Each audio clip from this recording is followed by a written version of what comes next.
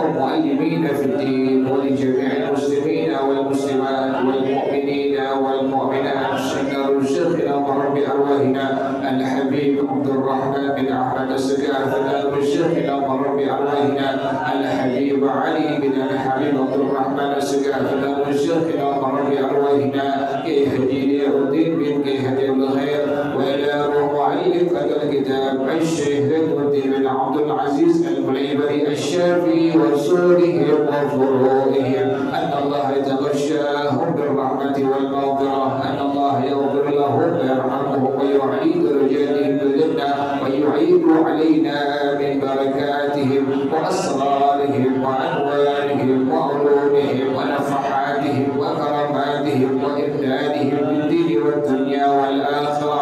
الفاتحة على هذه النية وعلى كل نية صالحة جالبة لكل خير دافعة لكل شر وإلى حضرة النبي محمد صلى الله عليه وآله وصحبه وسلم. الفاتحة.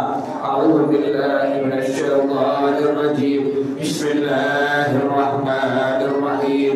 الحمد لله رب العالمين الرحمن الرحيم مالك يوم الدين إياك نعبد وإياك نستعين اهدنا الصراط المستقيم صراط الذين أنعمت عليهم غير المغضوب عليهم ولا الضالين آمين. اللهم صل وسلم على سيدنا محمد الفاتح لما أغلق الخاتم لما سبق الناصر الحق بالحق والهادي إلى صراطك المستقيم وعلى آله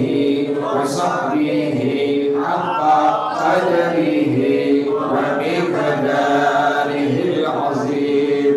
اللهم أخرجنا من ظلمات الوهم وأكرمنا بنور الفهم وافتح علينا بمعرفة العلم وحسن أخلاقنا بالحلم وسهل لنا أبواب فضلك وانشر علينا من خزائن رحمتك يا أرحم الراحمين. بسم الله الرحمن الرحيم.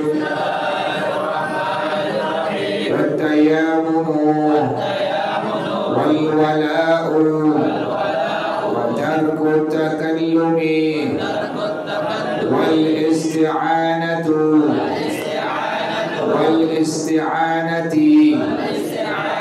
والتنشيف والنفض بلا حاجة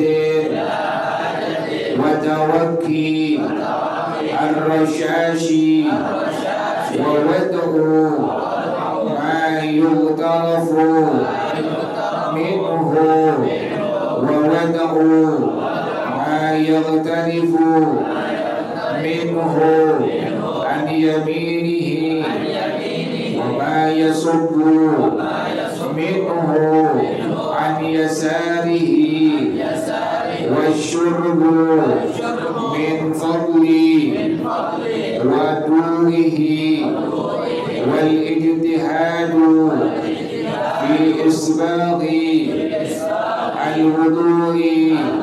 قال رسول الله صلى الله عليه وسلم لا يسبغ عبد الوضوء إلا غفر له ما تقدم من ذنبه وما تأخر. ورش ماء بين إزاره بعده كبعد استنجاء. قال رسول الله صلى الله عليه وسلم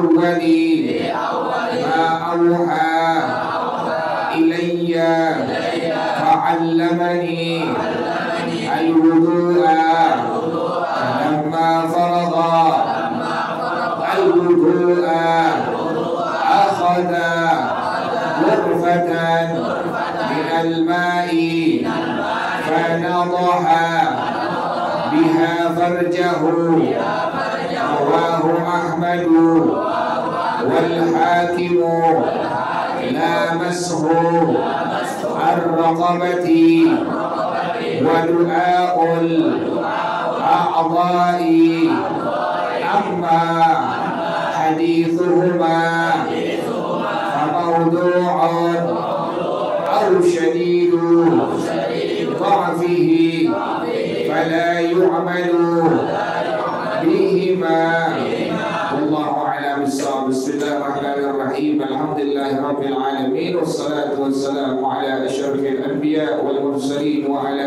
alihi wa sahbihi ajma'in. Qala as-syekh al-imam al-mu'allif rahimahullah wa adama an-naf'a bihi wa barakati 'ulumihi wa bikum bid-darain amin. Qala radhiyallahu ta'ala anhu. Bismillahirrahmanirrahim. Wa tayammunu. Sunnah yang selanjutnya adalah mendahulukan bagian-bagian yang kanan. Jadi tangan kanan 3 kali selesai, baru kemudian tangan yang sebelah kiri 3 kali. Kemudian kaki pun sama demikian. Kaki yang sebelah kanan 3 kali selesai, baru kaki yang sebelah kiri. Itu sunnah at-tayammum. Wal wada'u, kemudian wala'. Belum kering basuhan yang pertama, sudah ngebasuh basuhan yang kedua. Itulah yang disebut sebagai al-wala. Kita basuh wajah kita, belum kering sudah 3 kali pada basuhan wajah pertama, langsung basuh basuhan wajah yang kedua. Belum kering juga, langsung basuh basuhan wajah yang ketiga. Belum kering basuhan wajah yang ketiga, langsung pindah ke bagian mana? Ke bagian tangan. Itulah yang disebut sebagai al-wala. Ini al-wala disunnahkan dan hukumnya adalah wajib bagi orang yang memang dia salisul baul atau al-istihadah. Bila ada perempuan yang terkena penyakit istihadah, maka al-wala ini menjadi wajib baginya. Atau laki perempuan yang salisul baul, yang kencing terus-menerus keluar dari kemaluannya, maka dia al-walanya menjadi wajib. Jadi bukan sunnah. Tetapi bagi orang yang memang dia sehat afiat, al-wala baginya hukumnya menjadi sunnah. Kita misalnya nih, kita kan sehat afiat, kemudian dari basuhan wajah langsung ke basuhan mana? Ke basuhan tangan. Ini hukumnya sunnah. Bagi orang yang sehat afiat, yang normal, hukumnya sunnah. Tapi bagi orang yang memang terkena penyakit istihadah, bagi perempuan, sudah lewat dari masa haid paling banyak, sudah lewat dari masa nifas yang paling banyak, masih keluar darah, namanya istihadah. Atau laki perempuan yang terkena penyakit salisul baul, kencing terus-terus tidak berhenti-henti. Nah, bagi keduanya ini, maka al-wala hukumnya bukan sunnah, tapi menjadi apa? Menjadi wajib. Jadi al-wala demikian ya. Belum selesai, belum kering basuhan yang tangan, langsung menyapu bagian rambut atau kepala. Belum kering menyapu bagian kepala atau rambut kepala, langsung membasuh bagian kaki. Inilah yang disebut sebagai al-wala. Makanya para ulama kita mengatakan, bila kasusnya ada orang yang membasuh wajah, kemudian dia keluar dulu. Ini di musola istiqamah nih, udah ngebasuh apa? Ngebasuh wajah. Nggak langsung ngebasuh apa? Tangan. Dia ngopi dulu, ya. Ngerokok dulu, kemudian dia makan dulu. Udah berapa menit baru apa? Baru tangan, boleh kan? Boleh, tidak masalah tuh, karena dia orang yang sehat afiat tuh, jelas ya. Atau dia ngebasuh tangannya di musala, kemudian ngebasuh menyapu kepala di rumah dia, boleh kan? Boleh, nggak masalah tuh, tapi kebangetan ya begitu ya. Dari istiqomah pindah ke rumahnya pindah ke Bukit Duri. Tapi boleh nggak begitu? Boleh. Sah wudhunya? Sah. Karena demikian dia orang yang sehat afiat, dia orang yang normal. Maka bagi orang yang sehat afiat al-wala, maka hukumnya bukan wajib tapi hukumnya apa? Hukumnya sunnah. Kita alhamdulillah, masya Allah, la quwwata illa billah. Kerjaan wudhu kita alhamdulillah yang wajib sudah kita kerjakan, yang sudah juga kita kerjakan. Wa tarkut takallumi, dan sunnah yang berikutnya nggak boleh ngomong lagi wudhu, nggak boleh ngomong. Sunnahnya nggak boleh ngomong. Tapi bila ada yang orang tuanya panggil, karena hukumnya sunnah bukan boleh, tapi karena orang tua kan manggil ini, kita lagi wudhu dipanggil Muhammad, kita bilang labbaik, bukan baik, bukan. Kalau baik itu Betawi dipotong letter tuh baik tuh. Yang sunnahnya dipanggil dengan nyaut dengan kalimat apa tadi? Labbaik tuh. Kalau Betawi dipotong letter, dipotong labbaik jadi apa? Jadi baik tuh. Kalau Jawa kan nun, kalau Jawa ya. Kalau Jawa apa aja? Kalau Jawa nun, kalau Betawi baik tuh, baik. Bukan baik tapi apa? Labbaik namanya, labbaik. Nah kita lagi wudhu, orang tua kita panggil, maka kita sunnah untuk menjawab dengan kalimat tadi apa? Labbaik itu. Nah ngomong itu dalam kondisi kita wudhu hukumnya adalah makruh. Sunnahnya bagaimana? Sunnahnya jangan apa? Jangan ngomong, jangan bicara pada waktu kita wudhu. Waktu isti'anati, dan tidak minta bantuan orang lain. Sunnahnya itu lagi wudhu. Kalau kita masih bisa sendiri, jangan minta bantuan orang lain untuk gumurin air wudhu ke bagian wajah kita, ke bagian tangan kita, ke bagian rambut kita. Sunnahnya demikian. Kalau sudah tidak bisa, baru kita minta tolong kepada orang lain untuk menggulurkan bagian-bagian wudhu kita. Jelas ya? Wat tansyifi, kemudian tidak boleh dielap, nggak boleh dielap kecuali kondisinya dingin.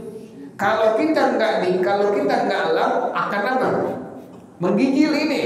Maka dalam keadaan yang demikian tidak apa-apa. Para ulama kita mengatakan bila kondisinya normal, tidak dalam kondisi dingin, maka setelah wudhu hukumnya sunnah jangan dielap, jangan dikeringin, jangan dielap pakai tisu, pakai anduk, pakai kain. Jadi sunnahnya biarkan saja. Kenapa demikian? Setiap tetesan dari wajah kita, dari tangan kita, maka itulah Allah ciptakan malaikat-malaikat yang mereka semua memohon ampun kepada Allah bagi orang yang wudhu tadi. Jadi sunnahnya jangan diapain?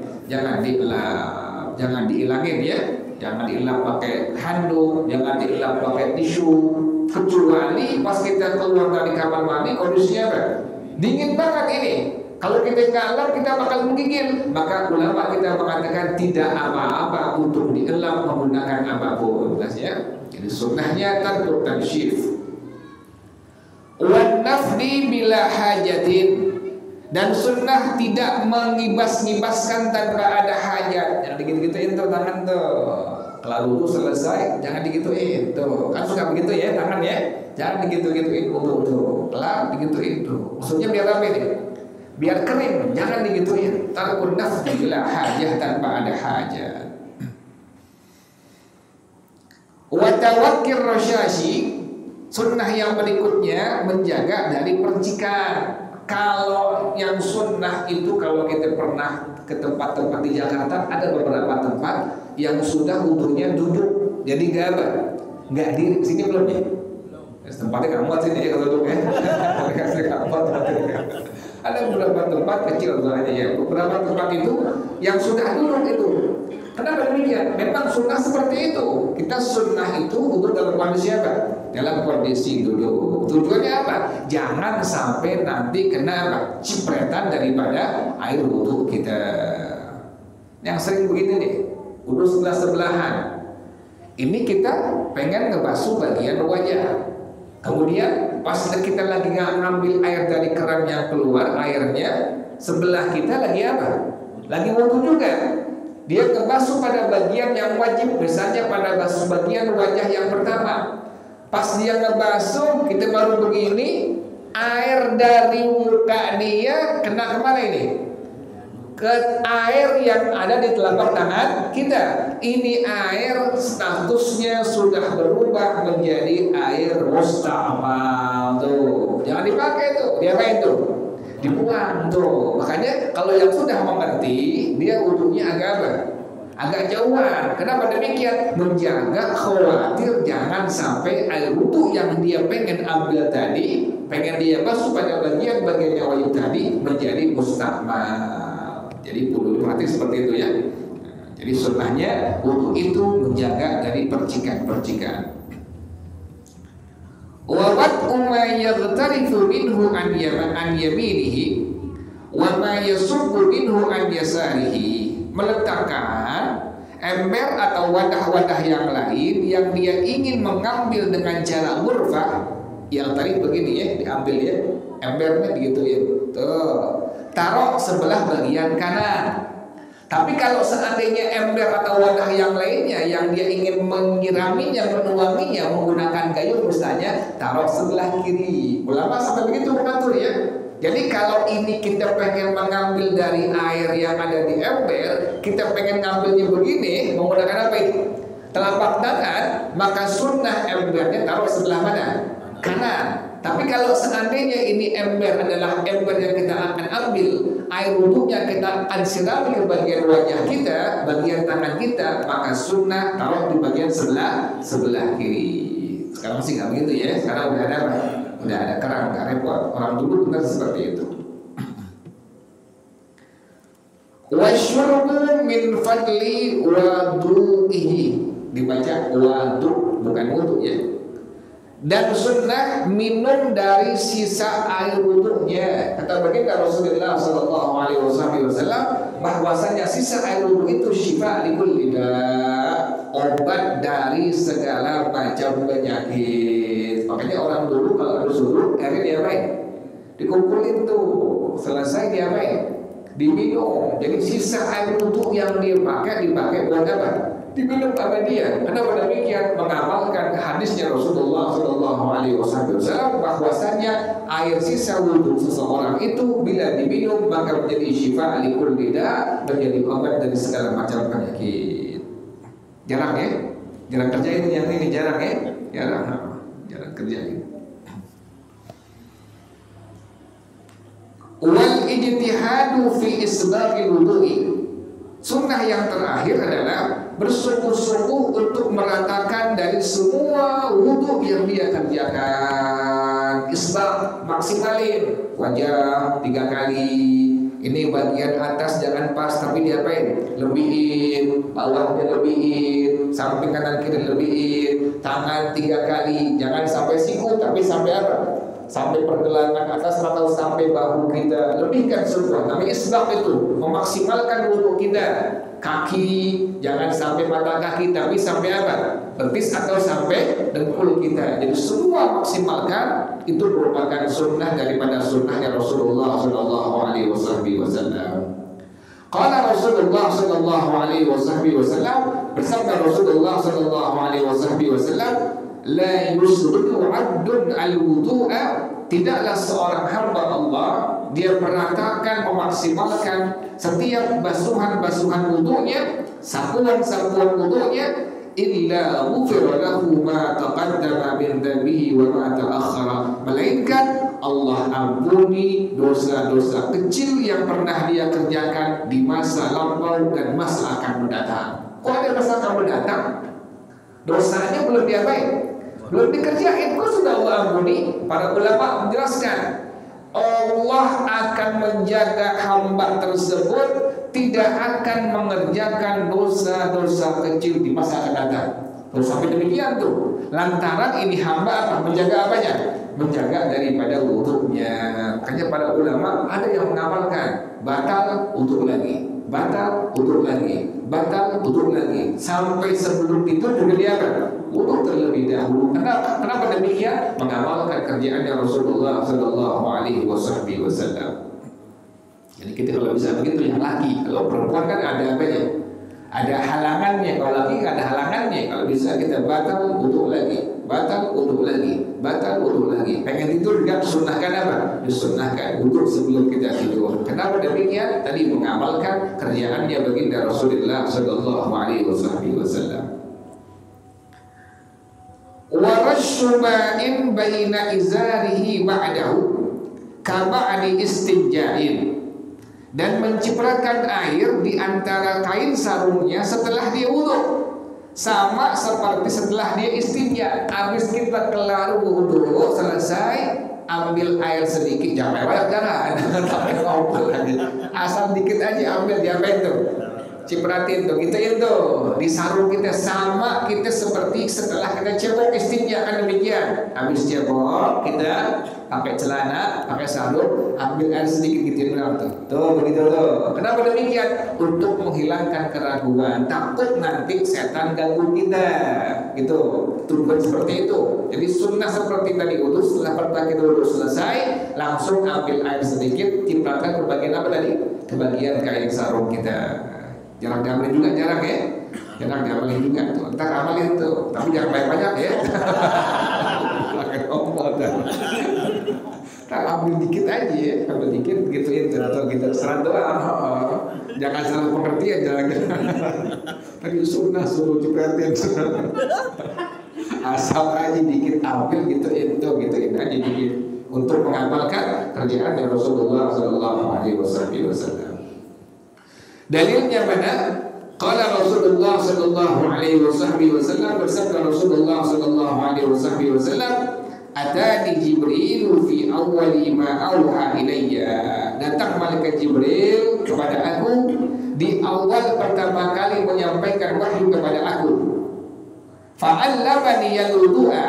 Maka malaikat Jibril mengajarkan kepada aku cara-cara wudu. Jadi semua ibadah-ibadah yang Nabi kerjakan semua atas dasar wahyu dari Allah Subhanahu wa taala. Siapa yang menyampaikan tadi? Malaikat Jibril alaihi salatu wassalam. Jadi bukannya kerjaan Nabi, bukan maunya Nabi.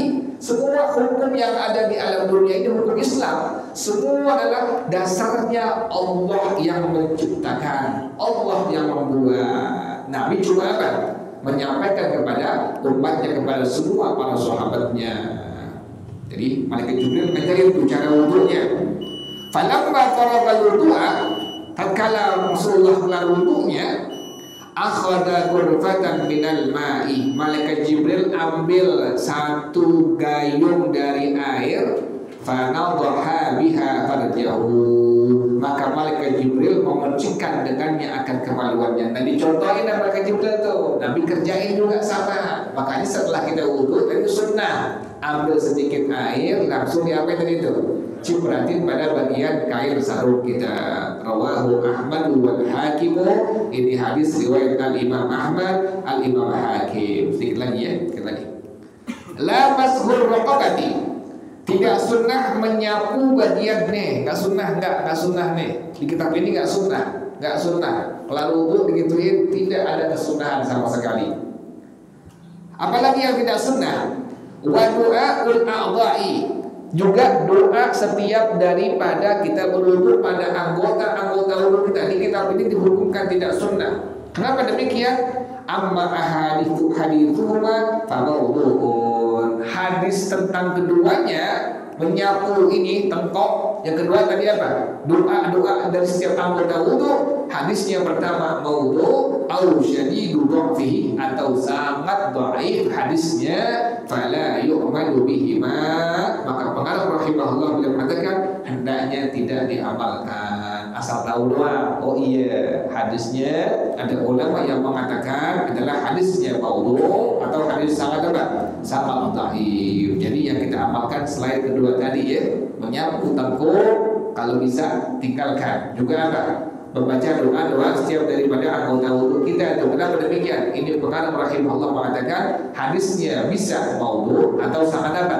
Sangat dhaif. Wallahu a'lam bissawab. Al-Fatihah. A'udzu billahi minasyaitonir rajim. Bismillahirrahmanirrahim. Alhamdulillahirabbil alamin. Arrahmanir rahim. Maliki yaumiddin. إياك نعبد وإياك نستعين اهدنا الصراط المستقيم صراط الذين أنعمت عليهم غير المغضوب عليهم ولا الضالين آمين. بسم الله الرحمن الرحيم الحمد لله رب العالمين حمدا يوافي نعمه ويكافئ مزيدا يا ربنا لك الحمد كما ينبغي لجلال وجهك ولعظيم سلطانك سبحانك لا نحصي ثناء عليك أنت كما أثنيت على نفسك فلك الحمد حتى ترضى ولك الحمد إذا رضيت ولك الحمد بعد رضا. اللهم صل وسلم على سيدنا محمد وعلى آل سيدنا محمد يا حي يا قيوم يا بديع السماوات والأرض. اللهم كما بلغتنا رجب فبلغنا شعبان ورمضان. اللهم كما بلغتنا رجب فبلغنا شعبان ورمضان. اللهم كما بلغتنا رجب فبلغنا شعبان ورمضان. ربنا تقبل منا إنك أنت السميع العليم وتب علينا إنك أنت التواب الرحيم. يا ربنا اعترفنا